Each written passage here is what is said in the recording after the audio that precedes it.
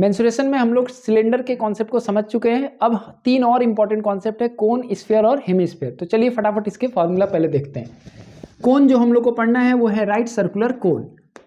Right circular cone का मतलब height is perpendicular to radius, इसको बोलते हैं स्लांट हाइट। ये 90 डिग्री पर है तो एल का वैल्यू क्या होगा, √h² plus r²।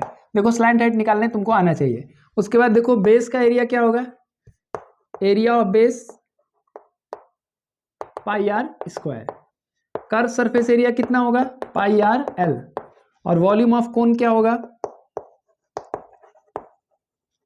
1/3 πr²h। This is the formula for कोन।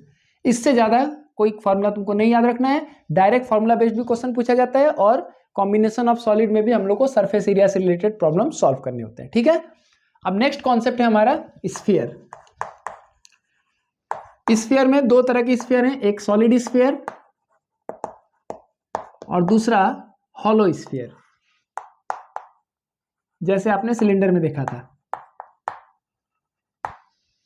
देखो ये जो बॉल है ये एक हॉलो स्फीयर है क्योंकि अंदर एयर है। ठीक है, सॉलिड स्फीयर वो हो जाएगा जैसे क्रिकेट का जो बॉल होता है, ड्यूस बॉल जो होता है, वो एक सॉलिड स्फीयर का एग्जांपल ले सकते हैं अप्रोक्सीमेटली, क्योंकि वो अंदर से खोखला नहीं होता है। तो सॉलिड स्फीयर के लिए देखो मैं ऐसे सेट कर दे रहा हूं, TSA is equal to 4πr² and volume is equal to क्या होगा, 4/3 πr³।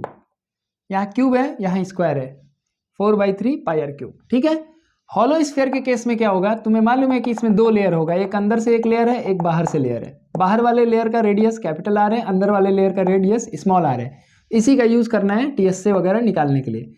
तो आउटर कर्व सरफेस एरिया या टोटल सरफेस एरिया जो भी लिखो तो ये हो जाएगा 4πR²। इसी फॉर्मेट पे बस आउटर रेडियस ले लेना है। इनर CSA क्या होगा, 4πr²। ठीक है, और वॉल्यूम क्या हो जाएगा, वॉल्यूम कोई भी मेटल से बना है या वुडन चीज का बना हुआ है तो वॉल्यूम कैसे निकालेंगे, volume of outer sphere minus volume of inner sphere. तो वॉल्यूम ऑफ हॉलो स्फीयर क्या हो जाएगा,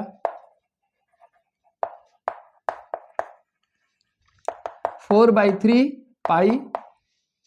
πr³ लिखते, यहाँ क्या लिखोगे, capital R³ minus small r³। Generally अच्छी बात क्या है कि सॉलिड स्फीयर से ही तुमको प्रॉब्लम्स दिए जाते हैं, हॉलो स्फीयर के प्रॉब्लम जनरली नहीं दिया जाता है, नहीं के बराबर ही यहाँ से क्वेश्चन आने हैं। बस मैं जनरल इन्फॉर्मेशन के लिए बता दे रहा हूँ, तुम्हें फोकस इसी फॉर्मूला पर करना है। ठीक है, ओके। अब बचता है हमारा हेमी स्फीयर। तो हेमी स्फीयर को भी देख लेते हैं हम लोग।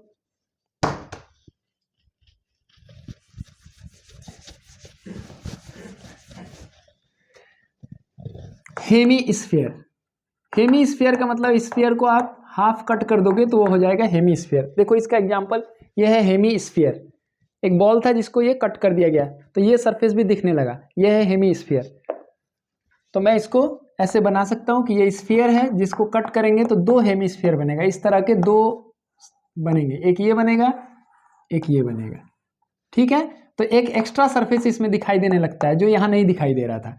तो देखो पहले इसका निकालो, बेस का एरिया क्या होगा, बेस इसका सर्कुलर होगा, तुम देख सकते हो ये, तो इसका एरिया क्या होगा, πr²।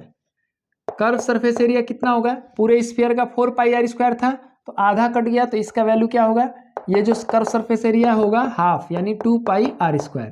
टोटल सरफेस एरिया क्या होगा, दोनों को जोड़ दीजिए 3πr²। लेकिन वॉल्यूम में कोई झंझट नहीं है, वॉल्यूम क्या होगा, half of the volume of sphere, half of volume of sphere मतलब 1/2 इंटू 4/3 πr³, मतलब हो गया 2/3 πr³। कभी भी फॉर्मूला लगाना हो, कंफ्यूजन हो, थोड़ा सा पेंसिल से वर्क कर लो, उसके बाद फॉर्मूला लगाओ, कोई दिक्कत नहीं होगा। ठीक है, तो ये हो गया हमारा कॉन्सेप्ट, जितने भी फॉर्मूला है हमारे मेंसुरेशन में। ठीक है, इसको आप 1-2 बार लिख लोगे, एक्सपर्ट बन जाओगे भाई, एग्जाम में आराम से अप्लाई कर लोगे। अब चलो क्वेश्चन देखते हैं, combination of solid, melting and recasting और सिंपल प्रॉब्लम भी। ठीक है ना, जिससे कि कॉन्सेप्ट और क्लियर हो जाए। Thank you.